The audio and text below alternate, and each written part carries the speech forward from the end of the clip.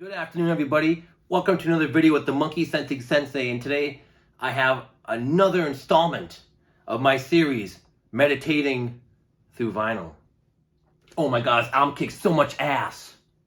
First released March 22nd, 1982, this album is a juggernaut in heavy metal and the new wave of British heavy metal as a whole. This is the first album to feature Bruce Dickinson, the Air Raid Siren on vocals, and the last album to feature Clive Burr on drums. It's both the end of an era and the beginning of an era.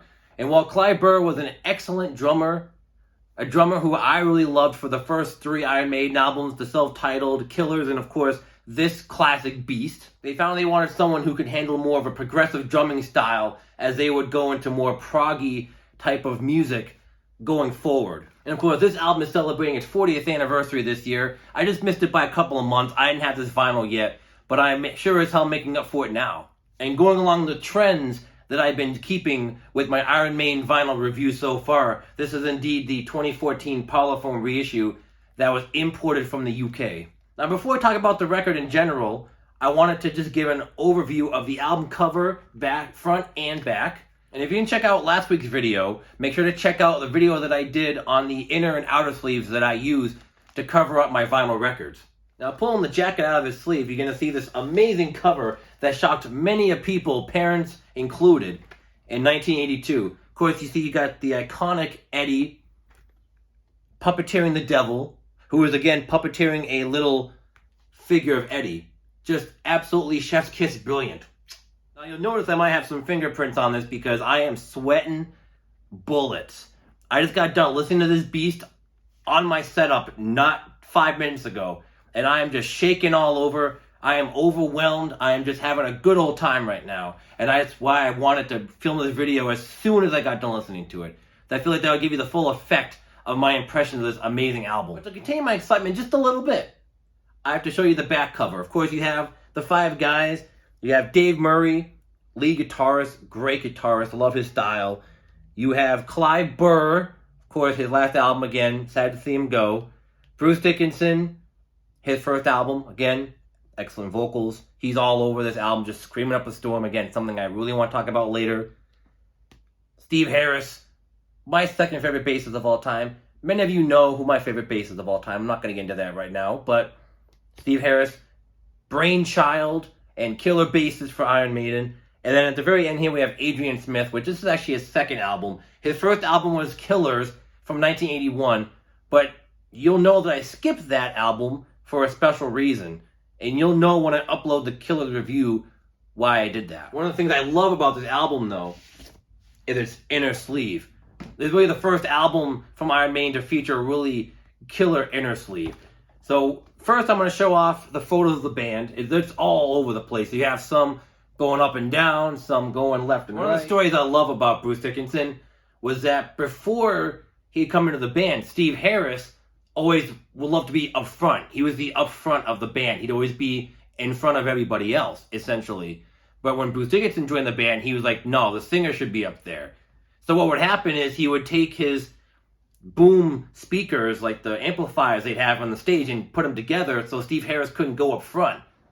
And when that didn't work, Bruce would literally take his mic stand, like here, and elongate it. So Steve Harris would have to trip over it and just get upset, so he would go back and kind of go back to where the rest of the band were. I thought that was a funny story when I heard that one. I had to tell that one for the people who didn't really know about the backstory or who didn't watch the early years documentary on YouTube, which they have the first 3 parts of that documentary on YouTube right now. So it's a great watch for anyone who loves Iron Maiden or anyone who wants to get into the band. It's a great overview of their early career from 1975 when they first started all the way up to like 1988. Now flipping that over, we get the lyric sheet, which I love this because Killers and Iron Maiden self-titled did not have this. This is when their album packaging really starts to get kicked up a notch. Now before I get to the album review proper, I'd actually like to mention the fact that this is Martin Birch's second album producing for the band. This album kind of pulls an M. Night Shyamalan though. As soon as he put it on, you hear Invaders, which is a kick-ass opener and one of Maiden's finest openers for their records. And that's saying a lot because they have a lot of killer openers. High octane, fast, energetic track that sounds like it could have come off the Killers album. And in doing more research for this video and looking things up, I actually noticed that this is one of the lesser favored Iron Maiden songs on this album, along with another track that I'll get into in a little bit.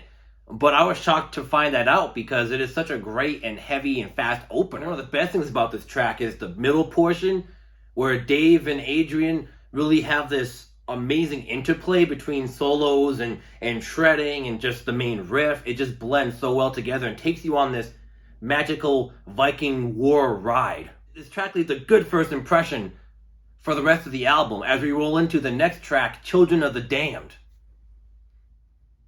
This track slows the pace down just a little bit. It starts a little bit on the ballady side, but then as it starts to ramp up, you can start hearing Clive Burr's excellent galloping drums, and that sound that they would start to mold over the next few records. And then it finally bursts into this heavy, speedy, marauding metal escapade of just drums, bass, guitar. It's just all over the place. It just really emphasizes the gallop and the desperation the main character feels in this song. And it all ends with Bruce Dickinson yelling "Children of the Damned," and the end of this song where Bruce is just hitting the notes and he's screaming and it's just so impassioned, it leaves a chill down your spine. It's so excellent. The thing I love about this record that's different from future albums is that Bruce is really screaming on a lot of the closing parts, or just like certain parts of the songs, he's just screaming and just gorting his heart out. And it's just, you don't get that with later Maiden albums. But on this album, he is just hungry as Iron Maiden's vocalist. He's showing that he has something to prove and that he is worthy of being in this band. And it's just, you can hear it all over this album. And that's what differentiates this album from future albums, along with a few other things that I'm going to get into in a little bit. Going into track 3, The Prisoner, it starts out with this really eerie intro from a British TV show that aired back in the early 80s. I can't remember the name of it right now, but I'm going to put the name of it right here, so you guys will know. Maybe you can look it up and see if it's up your alley or not. And maybe I'll even go watch it someday. As soon as the intro's done, you get this amazing drum intro from Clive Burr.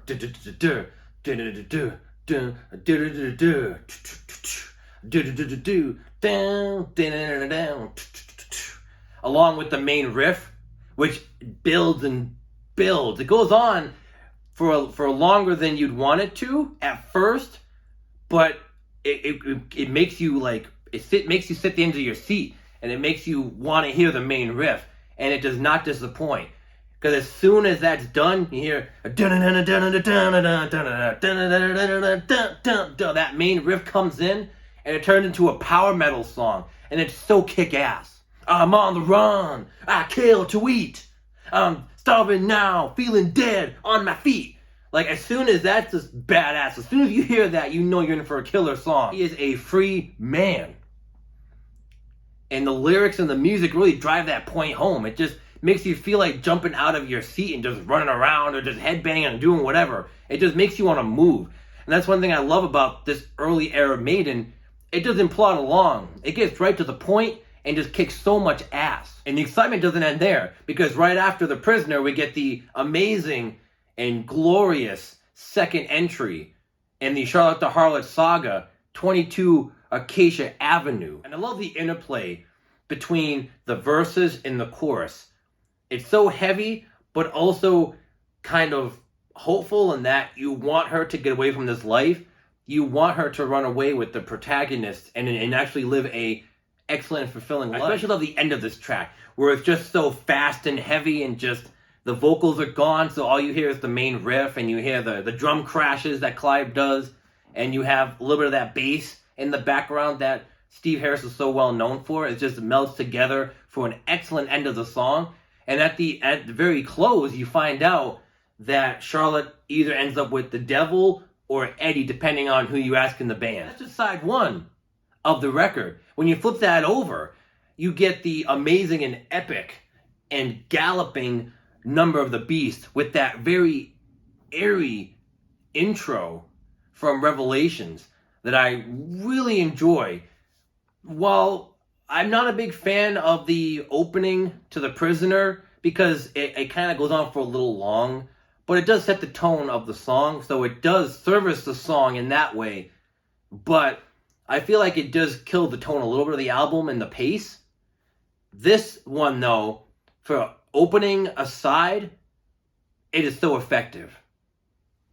And I can only imagine what it was like in 1982, putting this record on after listening to 4 kick-ass songs, just hearing that intro, and just hearing the opening words and the beat to this song, and the riff, and just, oh man, people must have been gushing so hard when they first heard this. And parents were pissed. It was crazy. This was peak satanic panic of the early 80s, when the new wave of British heavy metal was starting to get seen as this satanic movement, and these bands were these dark, heavy, satanic bands, when in reality they were just kind of fooling around and just being tongue-in-cheek and just being, you know, normal British heavy metal bands like Black Sabbath before them. This track shows that Iron Maiden were a force in the metal world, and not just a band that were going to be a fly-by-night act, and a band that really pushed aside the punk leanings of the Paul Di'Anno years. After that track, we get the amazing other single from this record, Run to the Hills, which is essentially a track about the Indian war with the colonists back when they were trying to colonize America. And I love how the song tells the story of both sides. So first you have the tale of the Indian side, and then you have the tale of the colonist side. And it's just brilliant how the song plays out. Now, remember I was talking before about the other song from this album that fans really weren't raving over now or at the time? Well, now we're finally at that track.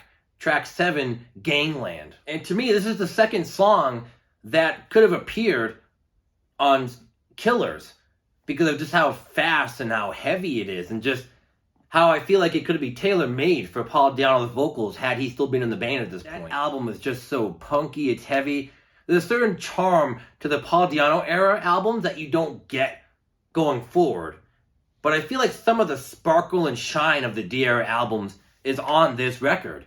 And I think that's why I gravitate towards this record so much, because of the fact that there's still a little bit of that punk energy still present on here. This is very much a transitionary album for the band. And just when you think the album is done and it can't play any more cards, we get to the very last song, track number 8, Hallowed Be Thy Name. And man, what a way to close this badass album out.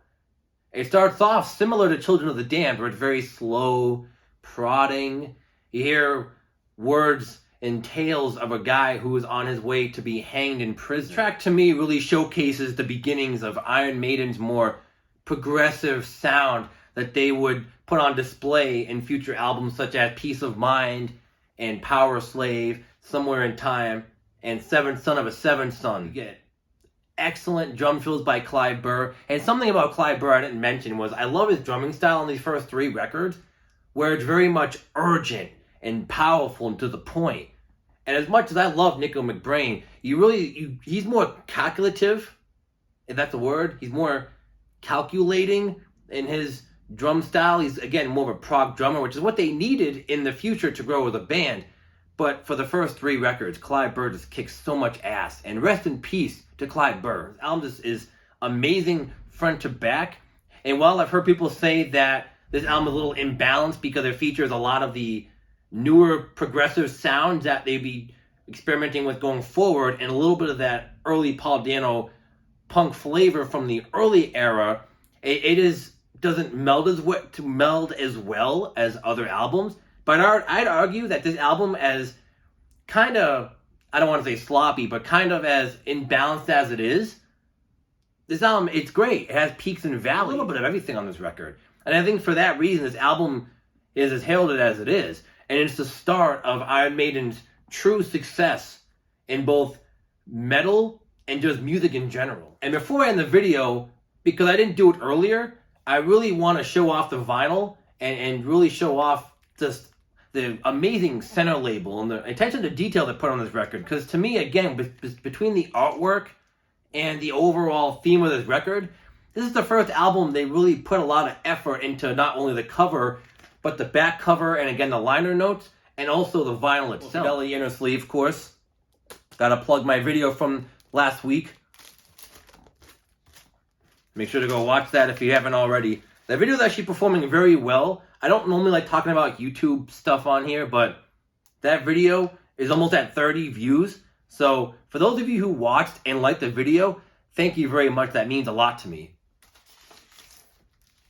All right. Unsheathing the record from its plastic sleeve, we got, of course, 180 gram. These are the 2014 Parlophone reissues. As I might have mentioned earlier, these are the ones that were remastered from original analog tapes. So these sound phenomenal. And if you notice here, the first side actually has a picture of the Devil Eddie from the cover, which I love. And I love how the center label is literally his mouth, essentially, the little pinhole. It's his mouth. It's great. And then flipping it over, you have the number of the beast, the title, which I love that, Foreboding Dark Eddie on the center label there. Very cool. And of course you have the track listing, where it says other side, tracks 1 through 4, and then this side, tracks 4 through 8. And it has all the mastering information right there. Now the dead wax, you can't really tell, but it does have some scribblings, not on this side. Yeah, okay, actually, it does have some scribblings on this side, but you won't be able to tell the difference, because it's so hard to tell. But I'm not exactly sure where this was mastered at, but either way, it's an excellent sounding pressing. And in case you're new to the channel and you didn't watch my previous video I did a few months back on the first Iron Maiden album, I'll link that one down in the description below so you can check that one out if you like as well. The Parlophone versions will literally say Parlophone on the back here. That's how you know that these are UK European pressings. These are the ones that were mastered from original analog tapes, and they sound phenomenal. Now, I have seen on eBay and on other places, they do have Parlophone labeled pressings, but they're Argentinian pressings. And so those will say Parlophone, but then they'll also say La something Musica. I would avoid those at all costs. I have heard from many people that they do not sound good and they are not worth the money.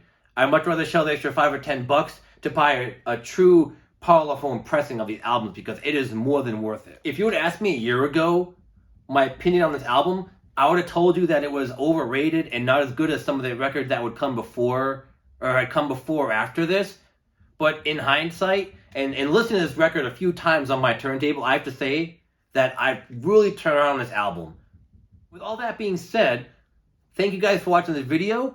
I appreciate all my fellow monks who tuned in, and I appreciate all you newcomers who clicked on this video looking to see my opinion on Iron Maiden's Number of the Beast. And if you could, please like, subscribe, hit that bell notification for more videos. I'm going to try to put up more videos at least once a week, every couple of weeks. Keep updating the channel with new stuff. Keep you guys wanting more from me. I have many more videos planned for the future. I have more perfect Zens. I have more meditation through vinyl. I have more random stuff. I want to talk about my music books. I want to try to get on some, maybe try to get on some music podcasts. Try to get some more people on the channel. I love music discussion. I love talking about music, specifically Iron Maiden. Before I end the video, let me know in the comments. What's your favorite Iron Maiden album? Is it Number of the Beast? Is it Power Slave? Or is it an album from the Paul Di'Anno era? Or is it from the mysterious and dark Blaze Bayley era? And I want to hear your opinions on all these classic Maiden albums and what order you think they should go in from worst to best. I eventually want to do a classic 80s Iron Maiden ranking video where I rank the classic era from 1980 to 1988. Let me know how you'd rank them down in the description below. And make sure everyone has a great day. And keep meditating through vinyl.